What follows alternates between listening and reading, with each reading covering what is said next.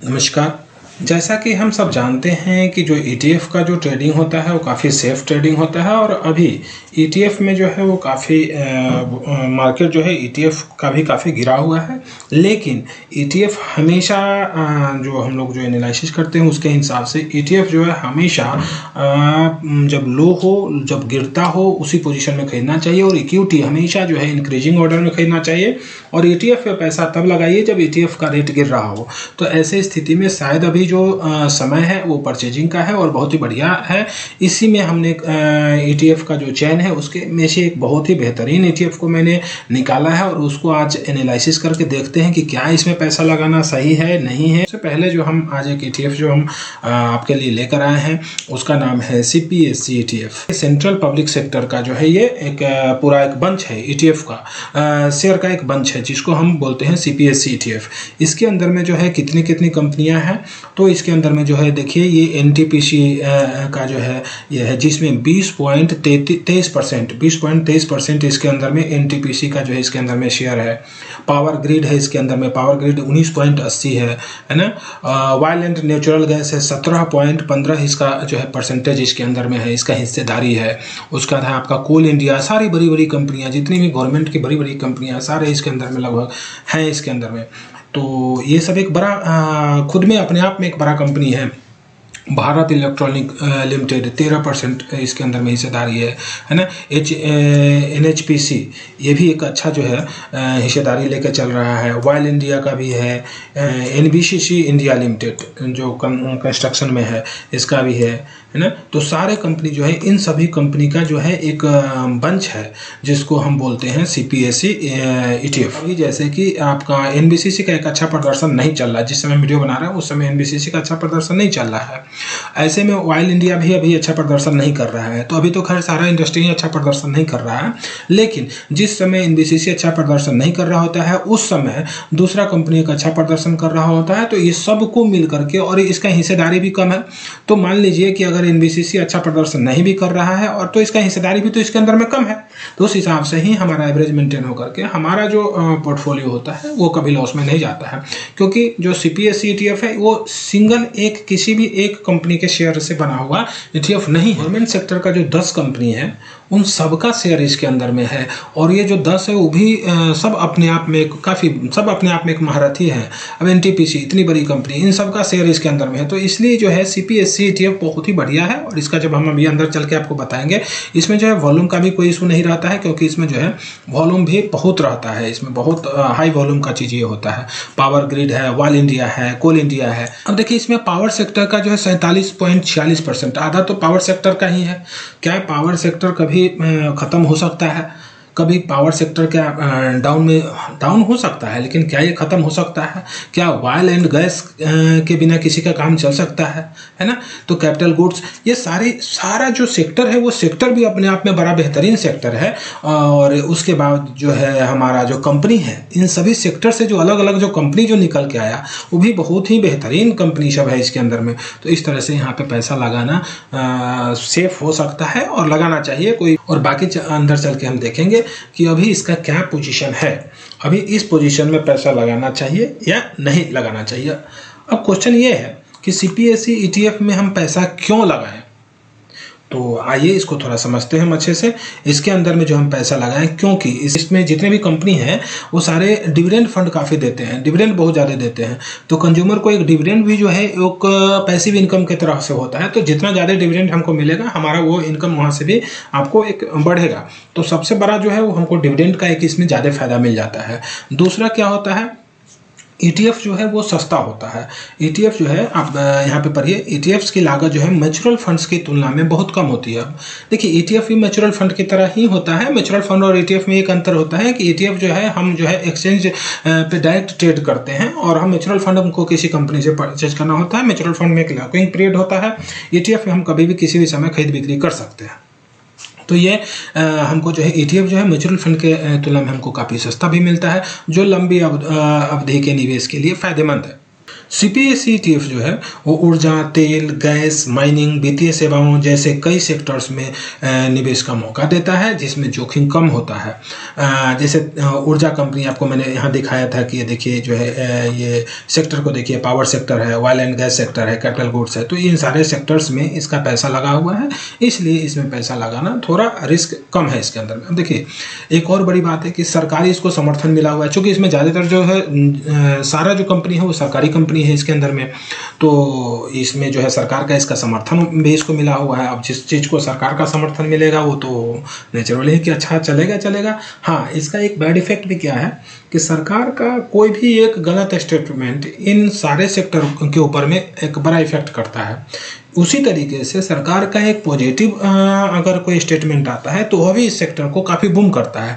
तो इसलिए इसमें बहुत ज़्यादा जो है इन बातों से घबराने का नहीं है, क्योंकि ये सारा एक बड़ा कंपनी है, तो ये सब एक अपने आप में एक बहुत बड़ा जो है सेक्टर है, कंपनी है। तो इस तरीके से हम यहाँ भी पैसा हमारा सेफ है। अब सरकारी समर्थन भी इसको मिल चुका हुआ है, तो इसलिए वहाँ भी हमको ज़्यादा परेशानी नहीं है और टैक्स का भी लाभ मिलता है। देखिए जब भी हम ETF को किसी भी ETF में जब हम लॉन्ग टर्म के लिए इन्वेस्ट करते हैं ना, तो हमको वहाँ पे क्या होता है कि हमको टैक्स का बेनिफिट मिलता है। हमको कोई भी ETF यदि हम शॉर्ट टर्म में कर रहे हैं तो हमको टैक्स का उतना हम बचत नहीं कर पाते हैं, जितना कि लॉन्ग टर्म के लिए यदि हम किसी भी ETF को आज खरीदते हैं और इन्वेस्ट करके छोड़ देते हैं तो उसमें हमको टैक्स बेनिफिट भी हमको मिलता है।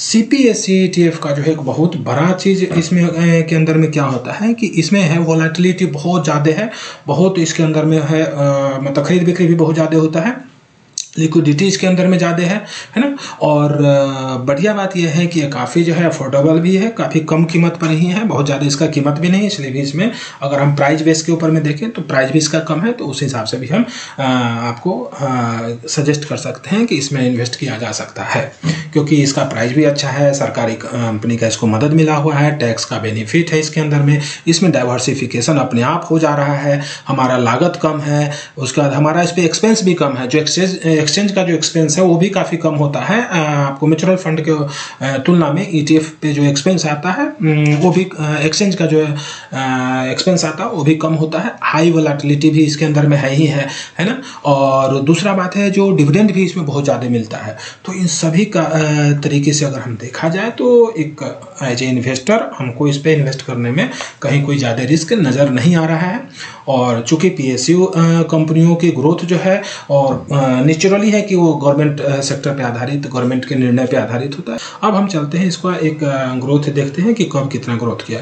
देखिए 2014 में ये 44% ग्रो किया, एकदम से बूम किया था 2014 में। 2015 में 14% माइनस पे आया, 2016 में 17% प्लस किया, 20 में 20% का ग्रोथ दिया, 18 में 19% का नीचे आया, ये 4% का यहाँ पे माइनस हुआ, 13% का यहाँ पे माइनस हुआ। और 2021 से एक लगातार ये बहुत ही बढ़िया प्रदर्शन करते जा रहा है। तो 2021 में जो है ये 46% का ग्रोथ दिया, आपका 22 में 28% दिया, 23 में 76% दिया और अभी 24 चल रहा, अभी तक जो है वो दिसंबर तक इसका 25% का ग्रोथ हमको मिल गया। और लगातार अगर हम इस ग्राफ को देखें तो ये ग्राफ भी हमारा ऊपर की तरफ चल रहा है। अब हम आते हैं इसका एक इंडिकेटर RSI इंडिकेटर के ऊपर में भी एक बार हम देख लेते हैं कि RSI इंडिकेटर के आधार पे ये हमको क्या इसमें एंट्री करना चाहिए और नहीं करना चाहिए। RSI इंडिकेटर के बेस पे यदि हम इसको देखें तो अभी हमको यहाँ पे जो है एक सेल का ऑफर दिख रहा है, क्योंकि ये 30 के नीचे आ चुका है। ये कुछ दिन हो सकता है यहीं पे रहे, 2-4 दिन यहाँ पे रह सकता है और इसके बाद एकदम से अभी ये बूम लेने का टाइम इसको आ गया है। अब देखिए 30 के नीचे ही बहुत कम आया है। देखिए कई बार ये हमेशा ऊपर चला है, लेकिन ये वेस्ट अपॉर्चुनिटी है कि यह 30 के नीचे आया हुआ है। और 30 के नीचे अगर कोई भी अगर आता है तो वहाँ पे एक बाइंग तो बनता है, कम से कम ETF में बाइंग बनता है। तो RSI के आधार पे भी हम देखिए तो आप यहाँ जनवरी से देखिए, ये 2024 का है, 2023 का देखिए, 2023 में भी कभी 30 के नीचे ही आया ही नहीं था, कहीं भी 30 के नीचे ही नहीं आया था, लगातार ऊपर गया और अभी सिर्फ एक बार नवंबर में और दिसंबर में ये 30 के नीचे आया है। 30 के नीचे तो यहाँ पे ये आया था, लेकिन ये तुरंत वापस होकर के ये 50 के ऊपर गया, फिर से रिवर्स लिया है, यानी एक पॉइंट तो हमारा यहाँ भी हमको बन रहा है कि यहाँ भी हम परचेजिंग कर सकते हैं। ये हम लाइव टेस्ट करते हैं, इसको लाइव ग्राफ के ऊपर में देखते हैं जो ये क्या जो है रिजल्ट। ETF में हमेशा बताया जाता है कि ETF जो है हमेशा जब नीचे जब गिर रहा हो तो उस टाइम में हमको परचेज करना चाहिए। और देखिए ये बहुत ही बढ़िया बात है, जो RSI जो है वो उसके 30 के नीचे ही आ गया है, थोड़ा दिन तक यहाँ तक रहेगा और हार्डली जो है अभी 25-26 के आसपास ही आ गया हुआ है, थोड़ा दिन यहाँ तक ही रहेगा और उसके बाद एक बार ये जो है ये ब्रेक करेगा। देखें तो हम यह देखते हैं कि RSI 30 के आसपास अभी चल रहा है, 30 के नीचे आ चुका है, यानी यहाँ से एक परचेजिंग बनता है, यहाँ पे परचेजिंग का एक संभावना है, क्योंकि ETF हमेशा जब गिर रहा हो तो उस समय इन्वेस्ट करने में फ़ायदा देता है। और दूसरा जो है हमको एक चांस और मिला था, हमको नवंबर में भी हमको एक चांस मिला था परचेजिंग का, बहुत ही कम 30 के नीचे आ रहा है। अगर हम साल बाई साल देखें तो 2023 में एक बार ये यहाँ पे सिर्फ टच करके जस्ट बैक हो गया, और जब भी जा रहा है ना तो ये काफ़ी लंबा नहीं ले रहा है, बहुत ही मतलब 2024 में अगर हम देखें तो सिर्फ 2 बार ही ये 30 के नीचे आया है, यानी 2 बार जो है एक बड़ा मूवमेंट ये दिया है, नीचे की तरफ बड़ा मूवमेंट दिया है। जैसे हम इसको यहाँ पे देखें 30 के आसपास, हम अगर मान लीजिए हम यहाँ परचेज किए होते तो ये ग्रो करके फिर नीचे आया, फिर यहाँ पे, यानी हमको जो हमारा जो 3% का जो फार्मूला है, जिसमें 3% हम हर एक ETF से हम महीने का हम निकालने का कोशिश निकालते हैं, उसमें भी ये काफ़ी सेट बैठ रहा है। जैसे कि हम यहाँ पे अगर हम परचेज कर लेते हैं, परचेज करके और यहाँ पे हम निकल जाते हैं, तो लगभग समथिंग ये 3% से कई ज़्यादा प्रॉफिट दिया, 20 पॉइंट के आसपास का लगभग हमको यहाँ पे प्रॉफिट दे दिया। फिर उसका दिए, फिर से यहाँ पे हमको दूसरा वेट किए, फिर से अगर हम यहाँ पे परचेज करते 29-30 के आसपास, तो फिर से हमको दूसरा मूव दे दिया यहाँ पे। तो ये महीना दिन के अंदर ही देखिए लगभग 2 से 3 बार मूव कर दिया है। और फिर यहाँ पे अभी हम वेट कर रहे हैं कि यहाँ पे जैसे ही ये ऊपर की तरफ, जैसे ही ये 25 से 30 की तरफ बढ़ेगा, बस 30 के आसपास आते ही इसमें एक लॉन्ग टर्म के लिए इन्वेस्टमेंट बनता है, और ये अगर इन्वेस्टमेंट हम यहाँ पे करेंगे तो ये एक अच्छा बेनिफिट देगा। तो इस तरीके से हम इसको अगर हम देखें तो ये हमारे इंडिकेटर जो RSI इंडिकेटर है उसके आधार पे भी यहाँ पे एक परचेजिंग बनता है। हाँ, ये कोई रिकमेंडेशन नहीं है कि आप इसमें इन्वेस्ट करिए, लेकिन हाँ अपने सूझबूझ से आप इसमें कर सकते हैं। एक बहुत ही बढ़िया ये ETF है, और इसके बारे में और भी आप अपने तरीके से इसको सोचिए समझिए, फिर इसमें आप पैसा लगाइए। जबकि एक और सजेशन है कि कभी भी एक ETF पे कभी पैसा नहीं लगाया जाता है। जो मेरा ETF मॉल का जो फार्मूला है उसके अंदर में हम एवरीडे अपने पैसे को बहुत ज़्यादा डाइवर्सिफाई करते हैं, और प्रत्येक दिन बहुत छोटा रकम हम हर एक ETF के ऊपर में लगाते हैं। तो जो हमारा जो ये 3% का जो फार्मूला है उसके आधार पे भी ये सक्सेस है। ETF के बारे में डिटेल्स हम आपको बताएंगे, तो आप हमारे चैनल को सब्सक्राइब कीजिए, जुड़े रहिए हमारे चैनल पे। हम आपको इनसे जुड़ा हुआ सभी तरह का जानकारी देने का कोशिश करेंगे।